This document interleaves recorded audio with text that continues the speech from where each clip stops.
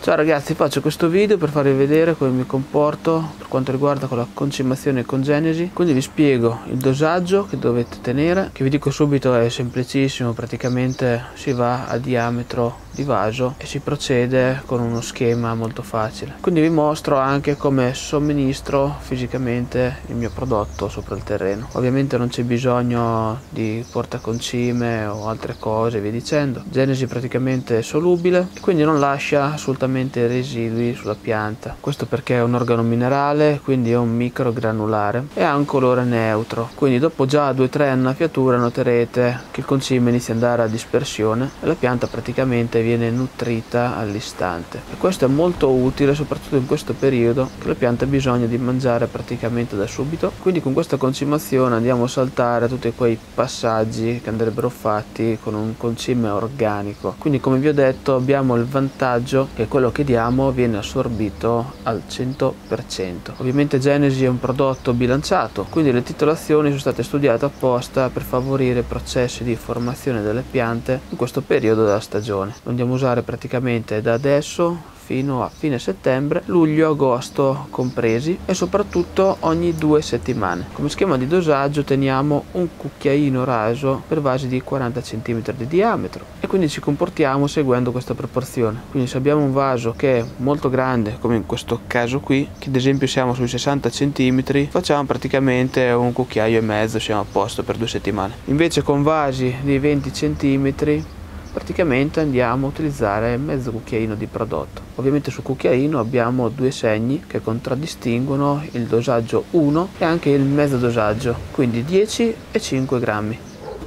Ok ragazzi, andiamo a aprire il nostro astuccio, procediamo con la somministrazione di Genesi sul nostro bel bosco di cipressi. Come possiamo notare abbiamo un comodo cucchiaino dosatore, così possiamo fare tranquillamente il nostro dosaggio e non sbaglieremo assolutamente mai nulla. Come vi ho detto, questo è un vaso da 60, quindi andremo a somministrare un cucchiaio e mezzo del nostro Genesi.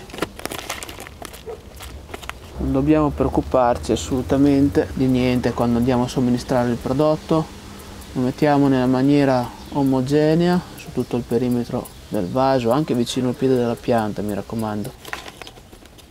Ok, il primo cucchiaio l'abbiamo dato, adesso andiamo a fare mezzo cucchiaino per andare a completare la nostra somministrazione.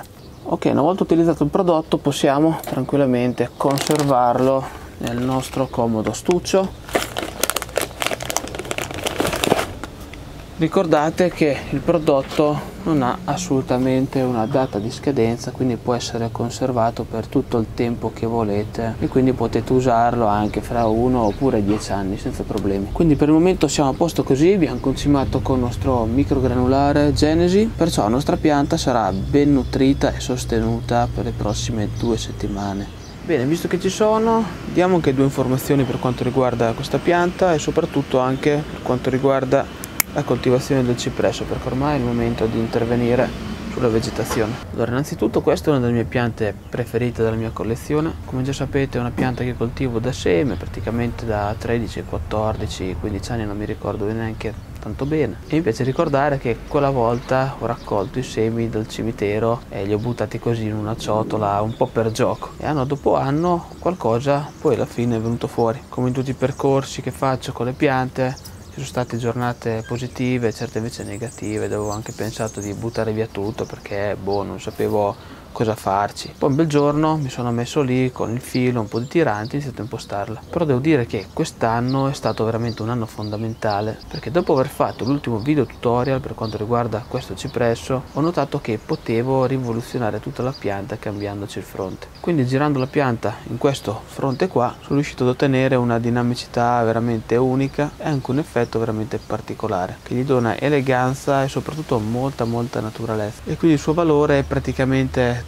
triplicato dopo questo nuovo fronte. Ed è incredibile quanto poco ci ho messo per prendere questa nuova decisione. Praticamente è stato un lampo, una cosa allucinante, non mi sarei mai aspettato una cosa del genere, soprattutto dopo 13-14 anni di lavoro e di impostazione sull'altro fronte. Sono rimasto veramente sorpreso dal fatto che non mi sia mai accorto di questa possibile soluzione che potevo prendere già prima. Ovviamente il cipresso è una pianta che lavora fortissimo, la consiglio a tutti i neofiti e la metto assolutamente al primo posto delle piante sempreverdi, quindi molto prima del ginepro. Perciò ragazzi, se siete neofiti, volete iniziare a spataccare su qualche materiale, sappiate che con il cipresso avete assolutamente carta bianca. Praticamente avete fra le mani una pianta inarrestabile che è resistente come un carro armato, sia al freddo che al caldo. Essendo una pianta che vegeta molto veloce e molto forte, ha bisogno di tanta acqua. Io personalmente, per quanto riguarda la coltivazione, ho creato un substrato specifico per sempreverdi che funziona in maniera ottimale. In più, concimato con TNT Starter Bonsai all'inizio e adesso siamo al secondo ciclo con Genesi, praticamente raggiungiamo un obiettivo in brevissimo tempo, soprattutto senza se e senza ma, quindi una strada sicura che funziona e che dà al 100%, come vi ho detto, i risultati.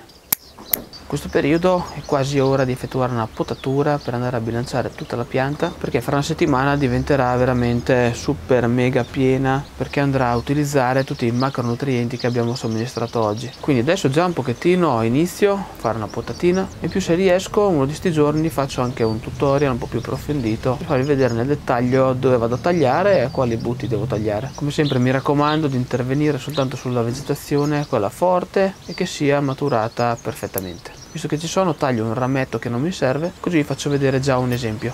Come notiamo, questo è un ramo che ha sviluppato già abbastanza vegetazione ed è comunque sia ancora un pochettino morbido, non ha perfettamente maturato, però rispetto agli altri rami che ci sono sulla pianta possiamo assolutamente tagliarlo per andare a bilanciare la nostra vegetazione. Ecco ragazzi, praticamente questi sono tutti i rametti che hanno sviluppato già una discreta forza che possiamo tranquillamente accorciare. Bene ragazzi, per oggi è tutto, spero di esservi stato d'aiuto. Ovviamente se avete bisogno di qualche consiglio o un po' di supporto, trovate il mio numero di telefono personale qui sotto in descrizione. Quindi ci vediamo in un prossimo video tutorial, sicuramente saremo in laboratorio questa volta, oppure sull'altro bosco di cipressi, quello più piccolino che ho da questa parte che non si vede. Poi spero a breve anche di fare un piccolo video di presentazione di una delle mie nuove piante che ho acquistato da poco tempo. Si tratta di questa quercia qua, non so se riuscite a vederla già in video, è un bel pezzo abbastanza simpatico, inusuale, bel movimento, direi proprio un gioiellino. Quindi ragazzi, ci vediamo molto presto in un nuovo video, un abbraccio a tutti, come sempre se vi è piaciuto questo video lasciate un bel mi piace e condividetelo con i vostri amici bonsaisti. Un abbraccio enorme e mi raccomando, state sempre concentrati sui vostri obiettivi perché è fondamentale soprattutto nel bonsai. Ciao a tutti ragazzi!